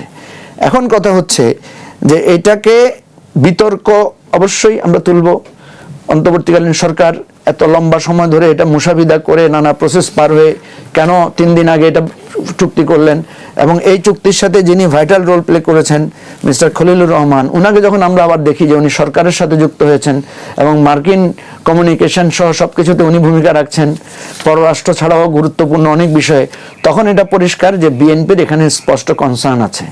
আর জামাত যদি এখানে মনে করে যে তাদের কনসার্ন ছিল না, তাহলে জামাত তো উচিত তার পার্লামেন্টে সিরিয়াসলি এটার ভয়েস রাইজ করা। তো পার্লামেন্টে তো আমরা তাদেরকে অত সিরিয়াসলি ভয়েস রাইজ করতে দেখছি না, বা রাজপথেও দেখছি না। সুতরাং এই বিতর্কগুলো সমাধান একটা কারণেই হতে পারে, একটা ভাবেই হতে পারে, সেটা হচ্ছে ওকে কার কি দোষ, কার কি এখানে ভূমিকা ছিল, এগুলো স্পষ্টীকরণ করেন। ঠিক আছে, আমি মনে করি এই যে এন্টারিম রেজিম নিয়ে যতগুলো প্রশ্ন আসছে, এন্টারিমের অ্যাডভাইজাররা, যেমন আমি দেখেছি, আমি ওয়েলকাম করি যিনি সংস্কৃতি উপদেষ্টা ছিলেন সরোয়ার ফারুকী সাহেব, উনি কিন্তু ওনার বিরুদ্ধে যে অভিযোগগুলো আসছে উনি কিন্তু এগুলো জবাব দিয়েছেন। স্পেসিফিক্যালি মার্কিন ইয়া নিয়ে ডক্টর খলিল সাহেব একটা জবাব দিয়েছেন, উনি কিন্তু বলেছেন ওনার বিরুদ্ধে কিন্তু খুব জামাত খুব স্লাইটলি বলেছে, বিএনপি কিন্তু কোনো কথা বলে না। তাহলে তো এটা পরিষ্কার যে এটা ওনাদের ওই যে বিএনপি জামাত এনসিপি যে সরকার ছিল। আমি মানে মাহবুব আজিজ ভাইয়ের ওটা সংশোধন করতে চাই যে আপনি এন্টারিম গভর্নমেন্টকে শুধু এনসিপি মানে জামাত সরকার বলেন না, ওটাকে বিএনপি এনসিপি জামাত সরকার বলেন। কারণ আপনি দেখবেন প্রত্যেকটা জায়গায় আপনি যদি হিসাব করেন নিয়োগগুলো যেগুলো হয়েছে, এখনো বিএনপি পন্থী লোকেরাই সব জায়গায় বসা আছে, কিছু জায়গায় শুধু পরিবর্তন করেছে এই সরকার। তার মানে কি? তার মানে এটা কি নির্বাচনের আগে পরিবর্তন করা হয়েছে? নির্বাচনের আগে আমি তো আপনাকে বললাম অ্যাটর্নি জেনারেল কে ছিলেন, বিএনপির লোক ছিলেন, নিরাপত্তা উপদেষ্টা কে ছিলেন, সরকারের আমলে। সেটাই তো আমি বলছি। আপনি অন্তর্বর্তীকালীন সরকারের 2টা লোককে দেখান, 5টা লোককে দেখান, আমি আপনাকে 20টা লোক দেখাইতে পারবো যে অন্তর্বর্তীকালীন সরকারের সময় ছিলেন, এখন বিএনপির সাথেও আছেন। আপনি ওই যে উনি একটা উদাহরণ দিয়েছেন যে ঢাকা বিশ্ববিদ্যালয়ের ভিসি, উনি ঢাকা বিশ্ববিদ্যালয়ে ছিলেন, এখন গ্রামীণে গেছেন। হ্যাঁ, এরকম উদাহরণ দেখান, দেখা যাবে যে বিএনপিরই বেশি। এই যে দেখেন আমাদের এনবিআর এর চেয়ারম্যান, উনি ইন্টারিমের সময় ছিলেন, এখনো বিএনপির সময় উনি এখন বিএনপি তাকে ক্যারি করে যাচ্ছে। আপনি এইভাবে অনেকগুলো প্রতিষ্ঠান আমি দেখাতে, অনেকগুলো সচিব আমি দেখাতে পারবো যারা ওই পদস্থ সময় ছিল, পদস্থ জায়গায় ছিল। আর্মি চিফ, প্রেসিডেন্ট, সব আগের রেজিমে যা ছিল এখনো তাই আছে। বিএনপি সরকার তো চেঞ্জ করে নাই। তো যেগুলো চেঞ্জ করছে সেগুলো মানে কি? সেগুলো বোঝা যাচ্ছে এগুলো বিএনপির আজ্ঞাবাহী না বা বিএনপির পছন্দসই না, তাদেরকে চেঞ্জ করে। আর যাদেরকে করেন নাই তারা তাহলে নিশ্চয়ই আপনার আজ্ঞাবাহী বা আপনার পছন্দসই। সুতরাং কথা বলতে হলে টু দ্য পয়েন্ট বলাটা ভালো। আপনি যদি নিরপেক্ষ হন, নিরপেক্ষ জায়গা থেকে দুই দিকেই কথা বলতে হবে। আমরা যেরকম হামের সরকারের ব্যর্থতার কথা বলবো, তেমনি ভাবে সরকার যে এন্টারিম যে 136টা আন্দোলন মোকাবেলা করতে হয়েছে তাকে সেটাও আমাদেরকে বলতে হবে। আমরা অর্থনৈতিক জায়গায় বাণিজ্য চুক্তির কথাটাও দায়টা আমরা, কিন্তু 1.5 মাস তো সংসদ চললো, সেখানে তো বলা হয়নি। জনাব মাহবুব আজিজ, আপনার কাছে প্রশ্নটি রাখতে চাই। জি, ধন্যবাদ। বেশ কয়েকটি প্রসঙ্গ এসছে এবং খুবই গুরুত্বপূর্ণ প্রসঙ্গ। আমি একটু ছোট করে বলবার চেষ্টা করব যে দেখুন, আমরা যখন যার মতো করে কথা বলি, এখন সেই জায়গাটাতে যদি আমরা জাজমেন্টের দিকে চলে যাই, যে আমার কথাটি আমি বলছি এবং কোন প্রেক্ষাপটে বলছি সেটা বলাই বোধহয় ভালো। যেমন তুষার ভাই অন্তর্বর্তীকালীন সরকারের সমালোচনা করেছেন, বলা হলো যে সরকারের কেউ থাকলে ভালো হতো। তাহলে এখন বঙ্গবন্ধুকে যখন সমালোচনা করা হয় তখন কি বঙ্গবন্ধুকে নিয়ে আসতে হবে? এর তো আকসার হচ্ছে। অর্থাৎ আপনি যখন বিশ্লেষণ করবেন, যখন আপনি কিন্তু একটা যে কোনো পরিস্থিতির বিশ্লেষণ করবেন, আমরা এখানে বিশ্লেষক হিসেবেই থাকি। সেখানে যে জামাতকে আমরা সমালোচনা করব, সেখানে জামাতেরই উপস্থিতি থাকতে হবে তা তো হতে পারে না। কারণ আমাদের বিশ্লেষণটা তো এখানে রয়ে যাচ্ছে, আমাদের অনুপস্থিতিতেও আমাদেরকে অনেক রকম সমালোচনা করা হয়। কাজেই এইটা কোনো যুক্তি হতে পারে না। আমরা তো আওয়ামী লীগের সমালোচনা করছি, অবশ্যই তো আওয়ামী লীগের কোনো সেটাই, এবং এটা করাটাই যুক্তিগ্রাহ্য। আরেকটা কথা হচ্ছে কি, যে অন্তর্বর্তীকালীন সরকারের এত সমালোচনা কেন করা হয়? এখন কি এরশাদ সরকারের সমালোচনা করা হবে নাকি? সবাই জানি এরশাদ সরকার কি করেছে, কিন্তু এই অভিঘাতটা, আপনি আমাকে ছুরি মেরেছেন, সেটা তো এখনো ঘাস শুকায় নাই ভাই। কোথায় কোথায় ছুরি মেরেছেন, কি কারণে এত কথা বলা হয়? অন্তর্বর্তীকালীন সরকারের সবচেয়ে যেটা বড় ভূমিকা, সবচেয়ে যে বড় কাজটি তারা করেছেন, এখানে নিরপেক্ষ হবার কোনো সুযোগ নাই। আপনি আমাকে 10 তলা থেকে ফেলে দিবেন, আমি বলবো ভাই নিরপেক্ষ, একটু ব্যথা পেয়েছি, তবে দুঃখিত। যেটা আপনার সাদা সেটাকে সাদা বলতে হবে। এটা যদি নিরপেক্ষতা নষ্ট হয়ে যায়, কিছু করার নাই। অন্তর্বর্তীকালীন সরকার বাংলাদেশের সমাজ ও রাজনীতিকে স্থায়ী বিভাজনের দিকে নিয়ে গেছেন, চিরস্থায়ী বিভাজনের দিকে নিয়ে গেছেন। তারা রাজনৈতিক সংস্কারের কথা বলেছেন, একটিবার উচ্চারণ করেছেন সমাজ সংস্কারের কথা? এই দেশের যে আবহমানকালের সমাজ সেটাকে যারা ভেঙে চুরে টুকরো টুকরো করে ফেলেছে, এইটার দায় কে নেবে? একজন বয়স্ক মানুষ, তার গলায় আমরা জুতার মালা পরিয়ে দেব। একজন বয়স্ক মানুষকে আমরা যা খুশি তা গালি দেব, আমরা ইচ্ছা মতো তাকে গালি দেব, কারণ সে ফ্যাসিস্টের দোসর, কারণ সে মুক্তিযুদ্ধের পক্ষে কথা বলেছে। এগুলো আমরা দেখি নাই? তো এই যে আমাদের সামাজিক যে একটা ভারসাম্য ছিল যুগ পরম্পরায়, আমরা সিনিয়র কাউকে দেখলে উঠে দাঁড়াতাম, এটা এই গালিগালাজের সংস্কৃতি কোথার থেকে চালু হলো? কথায় কথায় গালি দেওয়া, এটা ওটা ছিঁড়ে ফেলে দেওয়া, ভাষার ভেতরে এই সমস্ত শব্দ যুক্ত করা কোথার থেকে এলো? এই যে সরোয়ার ফারুকের কথা বলা হলো, সেই তো অন্যতম হোতা এইসবের। আজকে সে ফেসবুকে তার পক্ষে নিজের কথা বলে, তার কথা বলার কোনো মুখ আছে? যেই হাত দিয়ে চোখ দিয়ে সে মুক্তিযুদ্ধের বর্ণনা নিয়ে সিনেমা বানিয়েছে, সে নিজে যখন উপদেষ্টা হলো, সে তো নিজের সিনেমা নিজে ব্যান্ড করে বসে আছে। এটার ব্যাখ্যা কি? মানুষের মুনাফিকির একটা সীমা থাকে, তো সেটাও তো সে হারিয়ে ফেলেছে। আজকে আপনি বলছেন যে সে এইটার ব্যাখ্যা দিচ্ছে, সে কি ব্যাখ্যা দেবে? তার যে এই মুক্তিযুদ্ধকে সরাসরি জুলাই গণ অভ্যুত্থানের ভিতরে সামনে দাঁড় করিয়ে দেওয়া, এটার অন্যতম হোতাই তো এই সরোয়ার ফারুকী। আপনার মনে পড়ে যে 3 সাংবাদিক তাকে প্রশ্ন করেছিল এবং 3 সাংবাদিকের চাকরি গিয়েছিল। কি কারণে? প্রশ্নটা কি ছিল? তিনি বলেছিলেন যে শেখ হাসিনার বা নেতৃত্বের, আওয়ামী নেতৃত্বের অপরাধ তো প্রমাণিত নয়। সাথে সাথে উনি বললেন, আপনারা ভিডিওতে দেখবেন, এটা পাওয়া যায়, মুক্তিযুদ্ধের অপরাধ তো প্রমাণিত নয়। তাহলে কি আপনারা মুক্তিযুদ্ধকে অস্বীকার করবেন? কোথায়? তখন সাংবাদিক বললেন, কোথায় মুক্তিযুদ্ধ আর কোথায় আপনি জুলাই গণ অভ্যুত্থান? আপনি দুটাকে পাশাপাশি করছেন কেন? এটা কিন্তু সাংবাদিক বলেছিলেন সেখানে উপস্থিত হয়ে। কাজেই আপনি দেখুন যে এই যে মুক্তিযুদ্ধটাকে হঠাৎ করে সামনে নিয়ে আসা, এটা কিন্তু আমাদের মনে হচ্ছে হঠাৎ, যারা আমরা সাদা চোখে সবকিছু দেখি, হয়তো নিরপেক্ষ নই, কিন্তু আমাদের চোখটা সাদা, মনটাও সাদা। কিন্তু যারা এটাকে নিয়ে আসলো, তারা কি আসলে সাদা? তারা কি আসলে নিরপেক্ষ? আপনি বিসিএস পরীক্ষায় মুক্তিযুদ্ধ হয়ে গেল প্রতিরোধ যুদ্ধ, পাকিস্তান হয়ে গেল হানাদার বাহিনী, এগুলো আচমকা? আপনি হঠাৎ করে মুক্তিযুদ্ধের ভাস্কর্য ভাঙা হলো, একের পর এক মাজার ভাঙা হলো, শ্রদ্ধেয় নেতৃবর্গ আমাদের যারা মুক্তিযুদ্ধের, যারা দশকের পর দশক জেলে ছিলেন, তাদেরকে নিয়ে যেই ভাষায় আক্রমণ করা হলো, কথায় কথায় উনি হাজার হাজার মানুষ মেরে ফেলেছেন। ভাই, ক্ষমতাতেই ছিলেন 2.5 বছর, 3 থেকে 3 বছর, আর আপনি বলছেন রক্ষী বাহিনী দিয়ে লক্ষ লক্ষ মানুষ মেরেছেন। এগুলো কোথায় পেলেন আপনারা? দালিলিক প্রমাণ বলে একটা বিষয় তো আছে। মুক্তিযুদ্ধের 15 খণ্ড যে দলিল, সেটা তো শহীদ রাষ্ট্রপতি জিয়াউর রহমানের সময় লিখিত, সেখানে তো সকলের ভূমিকা নিখুঁতভাবে লেখা আছে। সেখানে তো বঙ্গবন্ধুকে ছোট করা হয় নাই। জিয়াউর রহমান বা বেগম খালেদা জিয়ার কোনো বক্তব্যে আপনি দেখতে পাবেন তারা সারা জীবনে কোথাও বঙ্গবন্ধুকে ছোট করে, বঙ্গবন্ধুকে এইভাবে উপহাস করে গালি দিয়ে একটি কথা বলেছেন? তাহলে তাদের উত্তরাধিকার যারা বহন করেন বলছেন, তারা কি করে এই রকম ভাষা ব্যবহার করেন? অর্থাৎ তারা একটা বিভাজিত সংস্কৃতি রাজনীতি তৈরি করতে চায়, যাতে করে এই শূন্যস্থানে তারা গিয়ে চড়ে বসতে পারে। এই জন্যই আমি খুব ভেবে চিন্তে বুঝে বলেছি এটা এনসিপি জামাতের সরকার। এনসিপি জামাতের সরকার তখনই বলতে হয় যখন এনসিপি কোনো একটি নিবন্ধিত না দল হয়েও বিএনপি জামাতের পাশে নিউ ইয়র্কের জাতিসংঘের সম্মেলনে চলে যেতে পারে। ভাই বললেন, এনসিপির লোক কোথায় যে তাদেরকে নিয়োগ দেওয়া হবে? এনসিপির লোক নাই, কিন্তু প্রভাব বলয়ও কিন্তু একটা লোক, এবং প্রভাব বলয় ছিল বলেই স্বরাষ্ট্রমন্ত্রী শায়ের বলেছেন ইয়েতে সংসদে, যমুনার কিনারে ভেতরে হচ্ছে এনসিপি, বাইরে কে, এভাবে একটা আপনার শের বলেছেন সেখানে সংসদে। তার মানে কি, আপনি যখন এই সমস্ত মব সন্ত্রাস, আপনারা ভুলে যাচ্ছেন অন্তর্বর্তী সরকারের সময় 133টা আন্দোলনের কথা বলছেন, অধিকাংশই তো মব সন্ত্রাস।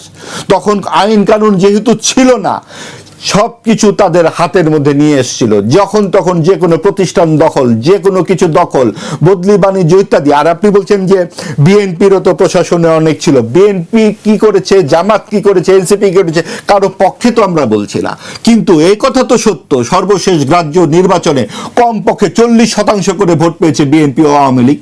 বিএনপির লোক তো থাকবেই যেখানে আওয়ামী লীগ নাই, এটা তো বলাই বাহুল্য।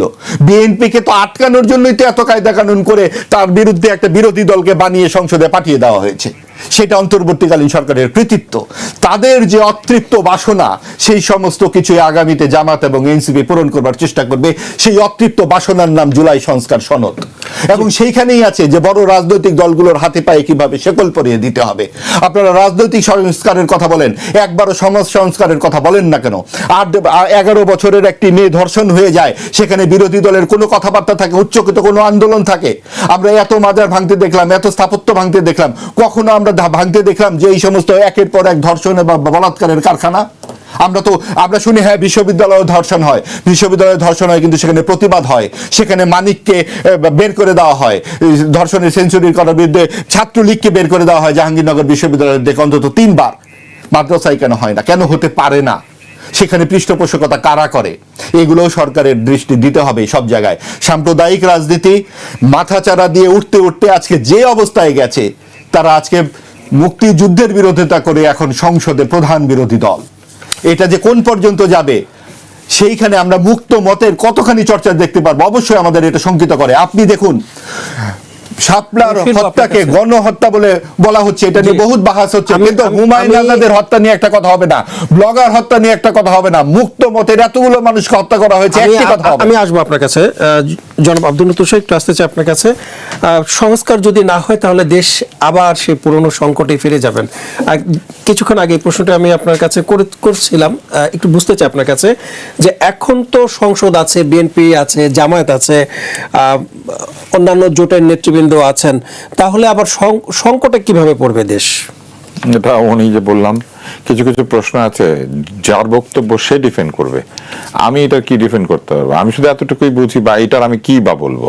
সংস্কার যদি না হয় দেশ সংকটে পড়বে, সংস্কার না হয়েই তো দেশ এই পর্যন্ত এসেছে, তার মানে এই কথাটার মধ্যে একটা মজার একটা যুক্তি আছে। তার আগে আরেকটা জিনিস বলে দিই, চেঞ্জকে কেউ ফালতু বলে নাই, প্রত্যেকটা টার্মিনোলজি আছে, টার্মিনোলজিগুলির আমাদের মাথার মধ্যে বিভিন্ন ধরনের অনুভূতি তৈরি করে। এখন যে নতুন বাংলাদেশ গর্বমোরা গানের বিরুদ্ধে আমরা স্লোগান দিয়েছি তো এক সময়, সেজন্য ওটা শুনলেই তার কথা মনে পড়ে, তো মনে পড়া কোনো অসুবিধাজনক না, এটা তো আমাদের মাথার মধ্যে ঢুকানো হয়েছিল। চেঞ্জটাকে কেউ ফালতু বলে না, কিন্তু চেঞ্জের কথা বলে পুরনো বিষয়বস্তু জারি রাখাটাকে ফালতু বলা হয়েছে। আপনি বলবেন মুখে নতুন বাংলাদেশ করে দেখান, বলার তো কিছু নাই, কিন্তু সেটা না করে যখন পুরনো ব্যবস্থাই চলেছে, পুরনো ভাবেই সবকিছু চলেছে, সেই স্বজন প্রীতি, কোম্পানি প্রীতি, নিজের বান্ধবী প্রীতি, নিজের বন্ধু প্রীতি, নিজের ভাতিজা প্রীতি যখন চলেছে, তখন তো এটা হবেই। এবং মূলত কিন্তু বঞ্চিতর ক্ষোভ এটা না, বরং এই যে এতগুলি আন্দোলন হয়েছিল না এই যে অন্তর্বর্তী সরকারের সময়, এটা হওয়ার কারণ কি জানেন? ছাত্ররা কিভাবে যেন ঢুকে পড়লো সচিবালয়ে। আপনি জানতে দেখি ঢুকতে পারেন কিনা সচিবালয়ে? আচ্ছা, ঢুকে পড়ে কি চাইলো? বললো যে আমাদেরকে পাস করে দেন, আর পাস হয়ে গেল। লোকে মনে করলো ওরে বাবা, পরীক্ষা না দিয়ে পাস করা গেলে, আর আমাদের যাদের দাবি আছে রীতিমতো প্রমোশন পাই নাই, তাহলে আমরা তো সাথে সাথে পাবো। পরীক্ষা যেখানে দিতে হবে বাধ্যতামূলক, এটা মাফ হয়ে যায়, সেইখানে আমরা তো প্রাপ্য ছিল, তা আমরাও গেলে পাবো। এবং তারাও তখন গিয়ে শুরু করলেন, এবং এটাকে তারা উস্কে দিয়েছেন। আবার তারা আরেকটা বাড়িয়ে বলতেন 1000 নাকি রোড ব্লক হয়েছে। 1000 রোড ব্লকের মধ্যে 350 যদি গুনেন, আমি দেখা যাবে যে ওইভাবে বাড়িয়ে বললে আর কি, এই শাহবাগ এবং যমুনার আশেপাশে, এবং তারা ওখানে গেলে পরে তাদের মাথার উপরে ঠান্ডা পানি ছিটিয়েছে। এবার আছেন আলী রিয়াজ সাহেব একটা সাক্ষাৎকারে বলেছেন, সংস্কার যদি না হয়, তাহলে এটার থেকে বোঝা যাচ্ছে সংস্কার হয় নাই। ঠিক তো, সংস্কার হইল না কেন? আচ্ছা, সংস্কার, আচ্ছা তাহলে সংস্কার না হওয়া অবস্থাতেই যদি দেশ আগের চাইতে অধিকতর ভালো অবস্থায় যেতে পারে, অর্থাৎ গণতন্ত্র আসে, গণতান্ত্রিক একটি সংসদ নিজেদের মধ্যে কথার আদান প্রদান করে, তর্ক করে, সেই দেশের মানুষেরা যদি আগের চাইতে অধিকতর আর্থিক নিরাপত্তা পাবেন বলে বিশ্বাস করতে পারেন, অথবা তারা যদি এটাও বিশ্বাস করেন যে আগের চাইতে অন্তত খারাপ শাসন পাবেন না, এবং তারা যদি দেখেন যে তাদের একটা নির্বাচিত সরকার ক্ষমতায় আছে, তাই না? হ্যাঁ, তাহলে তারা কেন বিশ্বাস করবেন যে সংস্কার না হইলে দেশের 12টা বাজবে? সংস্কার একটা চলমান প্রক্রিয়া, এটা আলী রিয়াজ সাহেবদের বানানো ক্যাপসুল না। আলী রিয়াজ সাহেবরা ওখানে বসে থেকে একটা ক্যাপসুল বানিয়ে এনে আমাদেরকে হোমিওপ্যাথির পুরিয়ার মতো খাইয়ে দিয়ে বলতেন, আর্নিকা ফস 30 মানে হচ্ছে তোমার সর্দি সারবে, আর্নিকা ফস 60 মানে হচ্ছে মাথা ব্যথা সারবে, আর্নিকা ফস 3000 মানে হচ্ছে কোভিড পর্যন্ত সারে যাবে। হ্যাঁ, কিন্তু জিনিসটা তো ওই পুরিয়া না।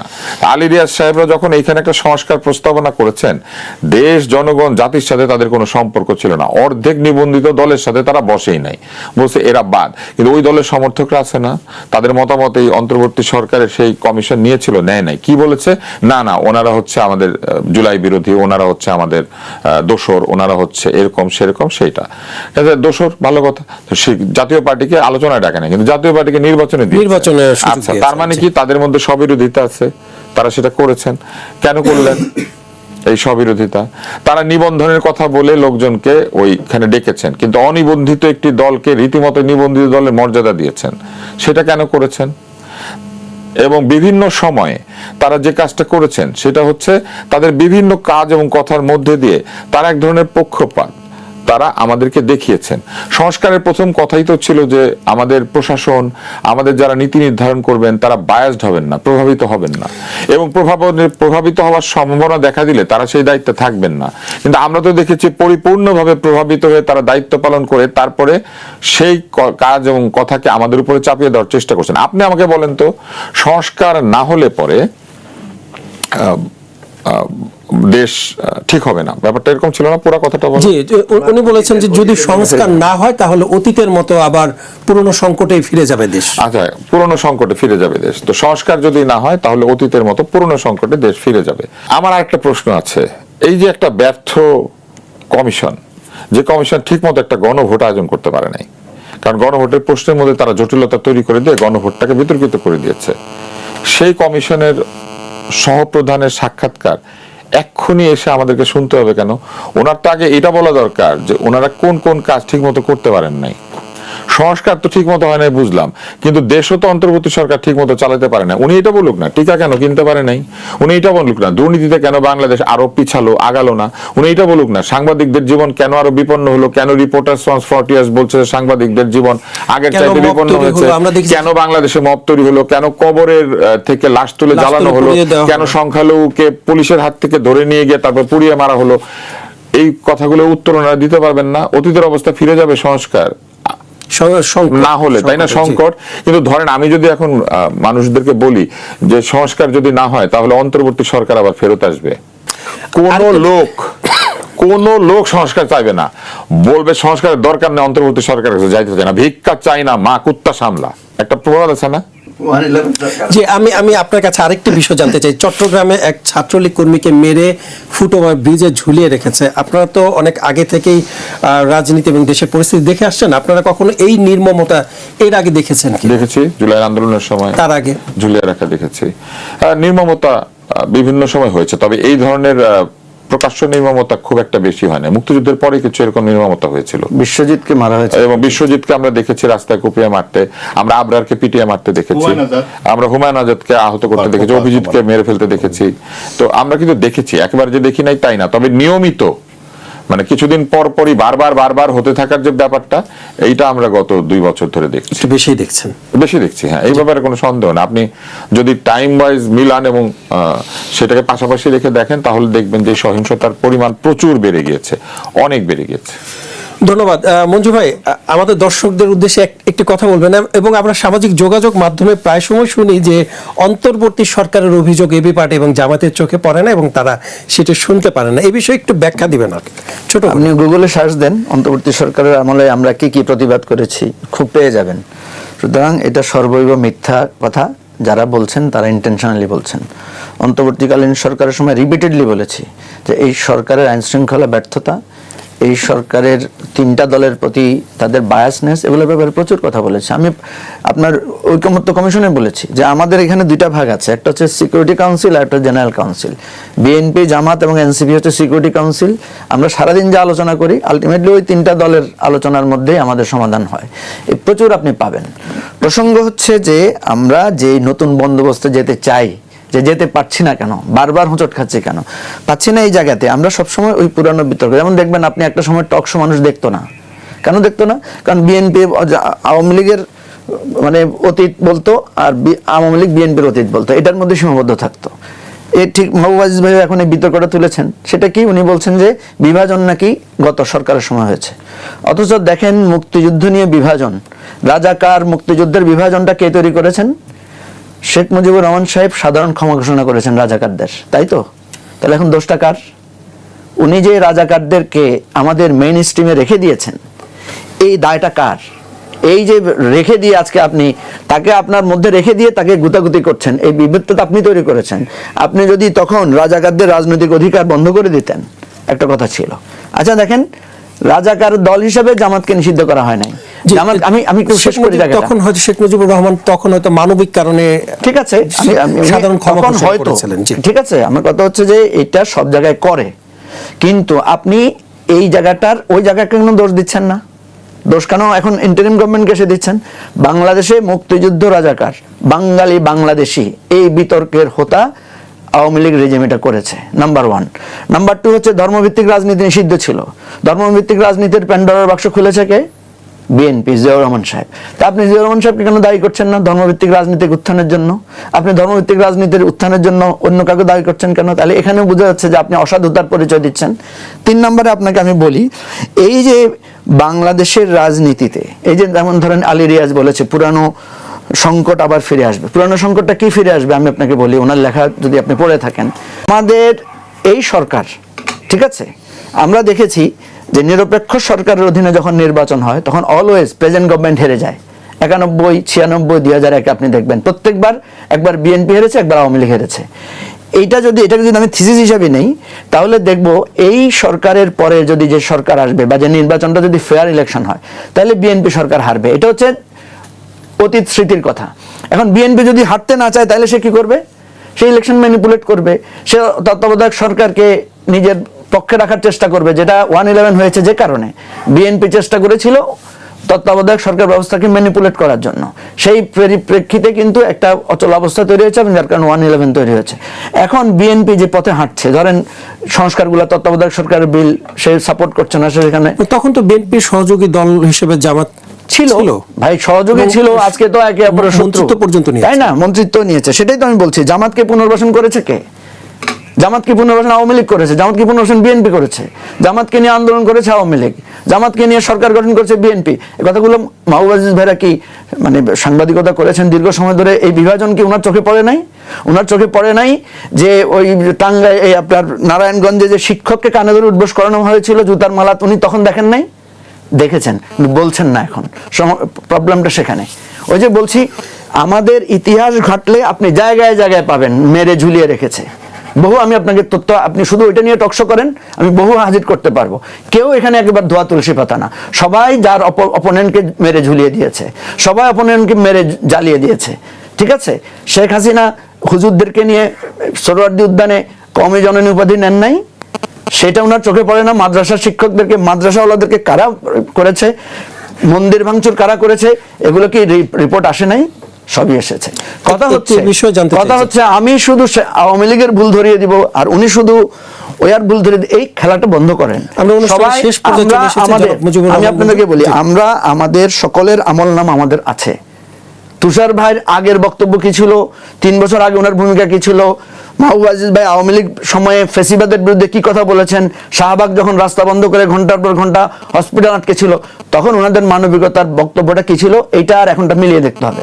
যদি তখনও ঠিক থাকে, এখনো ঠিক থাকে, তাহলে সেলিউট। আর যদি তখন ঠিক না থাকে, এখন যদি ওনারা খুব হঠাৎ করে উচ্চকণ্ঠ হন, তাহলে অবশ্যই সেটা আমাকে আলোচনায় আনতে হবে। আমি এটা নিয়ে বিতর্ক সারাদিন একজন আরেকজনকে মানে খোঁচাখুচির কথার পক্ষে না। কথা হচ্ছে ভাই, খোঁচাখুচি তো অনেক হয়েছে, অনেক করেছেন, যার যার পক্ষে না বলে আসেন আমরা বলি যে অতীতেও ভুল হয়েছে, বর্তমানেও ভুল হচ্ছে, ভবিষ্যতে ভুলটা কিভাবে শুধরানো যায় সেটা নিয়ে কথা বলতে হবে। তাইলে আপনার এই টকশো মানুষ দেখবে। একটি বিষয় জানতে চাই যে ফরহাদ নাসার তিনি বলেছেন যে রেজিম চেঞ্জ করেছে যুক্তরাষ্ট্র, দেশ আমাদের হাতে নেই। মানে দেশ কি আসলে আমাদের হাতে নেই? বা দেখেন, এগুলো হচ্ছে আমাদের বুদ্ধিজীবীদের নানা রকমের গেজ থাকে, নানা রকমের কথা থাকে। কথা হচ্ছে দেশ আমাদের হাতে নেই, এটাও যেমন সর্বব্যাপী বলা যাবে না, আবার আমাদের সার্বভৌমত্ব, আমাদের স্বাধীনতা যে কম্প্রোমাইজড সেটাও সত্য। কারণ আমরা আজকে যে মার্কিন চুক্তিটা হয়েছে, এই চুক্তির মধ্যে অনেকগুলো ক্লজ আছে যেটা আমাদের জন্য অপমানজনক, আমাদের স্বাধীনতা সার্বভৌমত্বের জন্য নেগোশিয়েটেড। কিন্তু মনে রাখতে হবে যে আমাদের রাষ্ট্র ব্যবস্থাটা যে জায়গায় আছে, আমরা সারাদিন মার্কিন সাম্রাজ্যবাদের বিরোধিতা করি, আবার ভিসাটা যখন অ্যাপ্লাই করি তখন প্রথম মার্কিনই করি। আমরা সারাদিন ভারতের বিরোধিতা করি, চিকিৎসার জন্য মনের অজান্তেই ভারতে চলে যাই। এই দ্বৈত চরিত্র কান নাই আমাদের।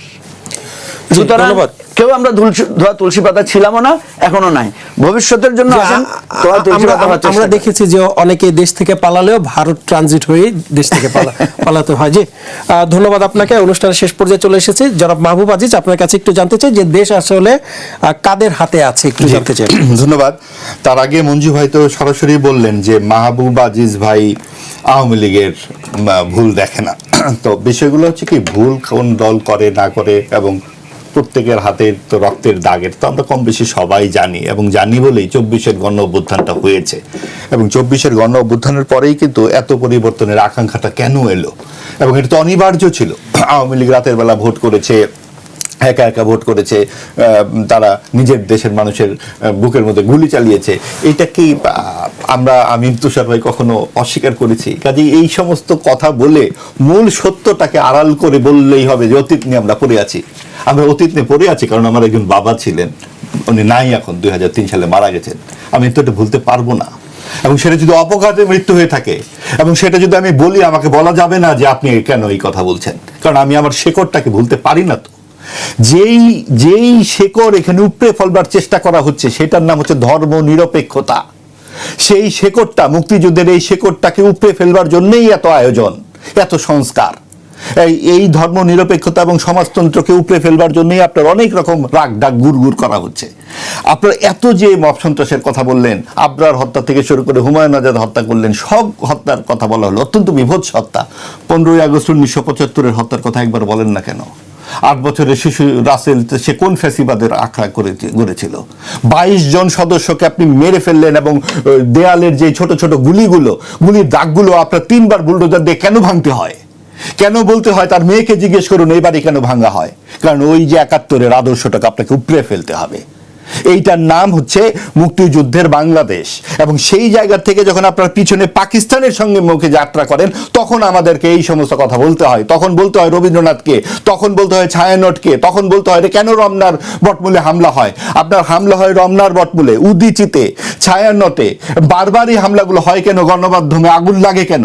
কারা করে? ব্লগার হত্যা, 13 জন ব্লগার মরে গেল। আপনারা একবারও আপনারা এই কথাগুলো উচ্চারণ করবেন না। তারা মানুষ নয়? আপনারা যেই সমস্ত কথাগুলো বলেন, তখন বিভাজনের কথাটা আসে না কেন? আপনি বলছেন যে আওয়ামী লীগ এই বিভাজন করেছে, বঙ্গবন্ধু রাজাকারের ব্যাপারটাকে ঝুলিয়ে রেখেছেন। বঙ্গবন্ধু তো 3 বছর বেঁচে ছিলেন, তিনি তো মাত্র যুদ্ধবিধ্বস্ত একটা দেশ পেয়েছেন, এবং তারপরে যখন ধর্মভিত্তিক রাজনীতি শুরু হলো, এবং এরপরে যখন এরশাদ 10 বছর শাসন করলেন, তারপরে 90 থেকে যখন দেশটা শুরু হয়ে গেল, এই সমস্ত বিবেচনা তখনই তো শেষ। তখন তো জামাত যা করে বরাবর, কখন এর ঘাড় কখন ওর ঘাড়ে ওঠে, তারাও জাতীয় রাজনীতিতে চলে এলো। এই সব কিছু মিলিয়ে যখন একটা দেশ চলছে সামনের দিকে, তখন 1/11 কেন হলো? একটা বিরাজনীতিকরণের চেষ্টা তো হলো। তখন কিন্তু দেশ আরেকটা পর্যায়ে গেল, এবং সেই পর্যায়ে কিন্তু 71-এর পর্যায়ের আর ধারাবাহিকতা নয়। সেই 1/11 অতৃপ্ত স্বপ্ন আকাঙ্ক্ষা পূর্ণ করার জন্য চেষ্টা করছেন এই যে আলী রিয়াজ সাহেবের সাক্ষাৎকারও সেখানে অতৃপ্ত স্বপ্নের হাহাকার ধ্বনি আমরা শুনতে পাচ্ছি। আপনি একটা নির্বাচিত সংসদ চলছে, আপনারা বাইরে থেকে বলে বসবেন যে এটা করতে হবে, অমুক অযোগ্য তমুক যোগ্য, এবং সেটা বলবেন আপনি যুক্তরাষ্ট্রে বসে বসে। এবং আপনি নির্বাচিত সংসদে যেভাবেই হোক, আমাদের নির্বাচনটা তো সুষ্ঠু স্বচ্ছ হয়েছে, এবং সেইখানে মানুষ যে অনেক ধরনের প্রতিবাদ, অনেক কিছুর পরেও অন্তর্ভুক্তিমূলক সমাজ, যে গণতন্ত্রের যে আকাঙ্ক্ষা পুরোপুরি আমাদের অবশ্যই পূর্ণ হয়নি, কিন্তু পূর্ণতার পথে তো আছে। আজকে হয়নি, কালকে হবে। কতদিন আপনি সব রাজনৈতিক দলকে বাইরে রাখতে পারবেন? যে 40% ভোট বিএনপি এবং আওয়ামী লীগ পেয়েছে, এই দুইটি বড় রাজনৈতিক দল ছাড়া আপনি কতদিন চলতে পারবেন? যদি চলতে পারেন তাহলে ফ্রিডম পার্টির মতো অবস্থা হবে, যেটা এরশাদ চেয়েছিল। জোর করে আর যাই হোক বিরোধী দল বানানো যায় না। সেটা ফ্রিডম পার্টি আমাদের সবচেয়ে বড় উদাহরণ, জাতীয় পার্টিও আমাদের উদাহরণ। আপনি জোর করে বিরোধী দল বানাতে পারবেন না। মানুষের কথা বিরোধী দলকে বলতে হবে, এবং মানুষদেরকে নিয়েই বলতে হবে। কাজে যেই পরিবর্তনের আকাঙ্ক্ষার কথা বলেন, আপনার শেকড়ের উপরে দাঁড়িয়ে বলতে হবে। মুক্তিযুদ্ধের রক্তাক্ত অধ্যায়ের কথা মাথায় রেখে বলতে হবে। ধর্ম নিরপেক্ষ ও সমাজতন্ত্র কেন আমরা চাইলাম? এই সেকুলারিজম ভারতের সংবিধানে নাই, পাকিস্তানের সংবিধানে নাই, বাংলাদেশ সংবিধানে পেলেন কোথায় বঙ্গবন্ধু? তার 4টি বই পড়ে দেখবেন কোথায় পেলেন। তিনি পরিষ্কারভাবে বলেছেন যে এই দেশে সকল ধর্মের, সকল মতের মানুষের সমান মর্যাদা থাকবে, যেইটার অনুরণন তারেক রহমানও বলেছেন। এই সংশয়ী, বিশ্বাসী অবিশ্বাসী, ওই সংশয়ী সকলের মর্যাদা থাকবে। কাজেই আমরা আশাবাদী হতে পারি যে গণতন্ত্র যদি থাকে সকল মানুষের মর্যাদা এবং সম্মান অন্তর্ভুক্ত হবার যে একটা সম্ভাবনা একটু আমার প্রশ্নটির উত্তর জি। একটু চাই যে দেশ আসলে এখন কাদের হাতে? দেশ মানুষেরই হাতে। আপনারা যতই বিদেশিদের ভয় দেখানো হোক না কেন, আমেরিকা থেকে ফর্দ দেওয়া হোক না কেন, নির্বাচন কিন্তু দিতে হয়েছে অন্তর্বর্তীকালীন সরকারের, সেটা স্বরাষ্ট্রমন্ত্রীও বলেছেন। আমরা তো সে সনদে সই করেছি, কিন্তু নির্বাচনই হয় না। কাজেই অনেক রকম ঢাক ঢাক গুড় গুড় বাজনা বাজবে, বাংলাদেশের যে মানুষ তারা সব সময়ই মুক্তিযুদ্ধ, গণতন্ত্র এবং এই অসাম্প্রদায়িক একটা মনোভাবের মানুষ। আমাদের নববর্ষে সকল ধর্ম, সকল বর্ণ, সকল জেন্ডারের মানুষ কেন অন্তর্ভুক্ত হয় এবং সেই নববর্ষে কেন হামলা হয়, এই এবং তারপরের বার আপনারা মনে করবেন যেইবার হামলাটি হলো তারপরে মানুষ দ্বিগুণ হয়ে সেই বটমূলে গেছে, আবার সেইখানে হামলা হয়েছে রাতের বেলা এই ডিসেম্বরে, তার আগে 63 সালে হয়েছে। কাজে এই সমস্ত হামলা কিছুই হবে না। এবং আমরা যদি গণতন্ত্রের চর্চা করতে পারি, মালয়েশিয়া, ইন্দোনেশিয়া যদি মার্কিন যুক্তরাষ্ট্রের এই চুক্তিকে স্থগিত ঘোষণা করতে পারে, আমরা কেন পারি না? কেন সরকারি কিন্তু বিরোধী দলের আমাদের ব্যাপারে তথ্য কথা বলে উপদেষ্টা না? তিনি বলেছেন যে এটা বাতিল করা যাবে না, এটা পর্যালোচনা করবেন তারা। এবং সাহস করে বলতে হবে মালয়েশিয়া এবং ইন্দোনেশিয়া কি করেছে, এবং ওই জায়গাতে আমাদের পৌঁছাতে হবে। বাংলাদেশের মানুষ যুদ্ধ করে এই পর্যন্ত এসেছে। 71 ও 7ম নৌবহর মার্কিন যুক্তরাষ্ট্র ছেড়ে দিয়েছিল, আমরা কি মাথা নত করেছিলাম? আমাদেরকে আজকে সরকারকে মনে রাখতে হবে তার পেছনে মানুষের সমর্থন আছে। ধন্যবাদ কাজে আপনাদের আমরা এই তিনজনকেই। যুক্তিকে অবশ্যই অস্বীকার করব।